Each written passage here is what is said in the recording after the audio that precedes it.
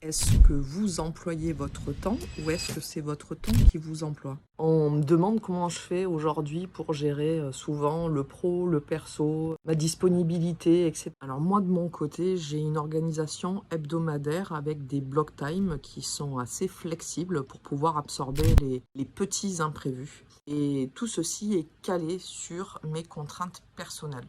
Et ça, c'est la base. Alors plutôt que de vous expliquer ma technique qui est à base de papier, crayon et d'IA, ben aujourd'hui j'avais envie un petit peu de vous expliquer ce que j'apporte en fait à mes clients dans mes prestations. Parce qu'il y a ce genre de petits moments philosophiques qui donnent, je pense, dans ce que j'apporte quelque chose d'un petit peu différent. Alors pour tout vous dire, ça n'a pas été comme ça au tout début lorsque je me suis lancée. J'étais dans un espèce de chaos qui me mangeait, littéralement. J'avais l'impression d'être un hamster dans la roue et d'être de partout et d'être nulle part et de ne pas réussir à faire ce que je voulais bien. Et comme la vie est bien faite, je suis tombée sur une vidéo qui parlait d'un livre qui a été écrit il y a plus de 2000 ans par Sénèque. Donc ça, c'est le livre sur la brièveté de la vie. Et je pense que je vais vous lire un extrait, ça va être bien plus parlant.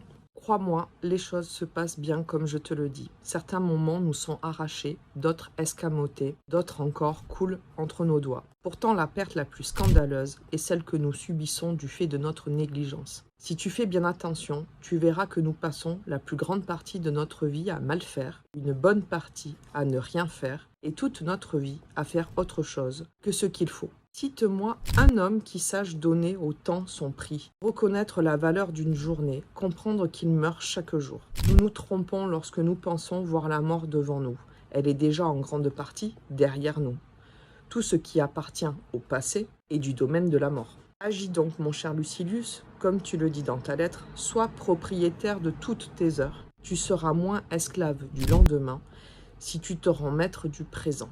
Tandis qu'on la remet à plus tard, la vie s'écoule. Rien, Lucilius, ne nous appartient. Seul le temps est à nous. Là est le seul bien, fugitif et soumis au hasard, que la nature nous ait donné. N'importe qui peut nous en dépouiller, pourtant. Moi, la lecture de ce livre, ça m'a fait penser que déjà, quelque chose qui a été écrit il y a 2000 ans, c'est encore très actuel.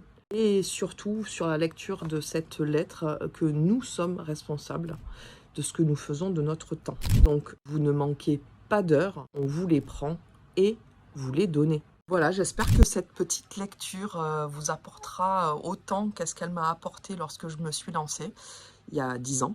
J'en conseille la lecture à tout le monde. Elle est devenue une sorte de mantra pour moi parce que je l'ai intégrée complètement à mon organisation. Donc maintenant, c'est à vous de décider de ce que vous faites de vos heures. Et si vous avez envie de parler organisation, eh bien vous savez où me trouver.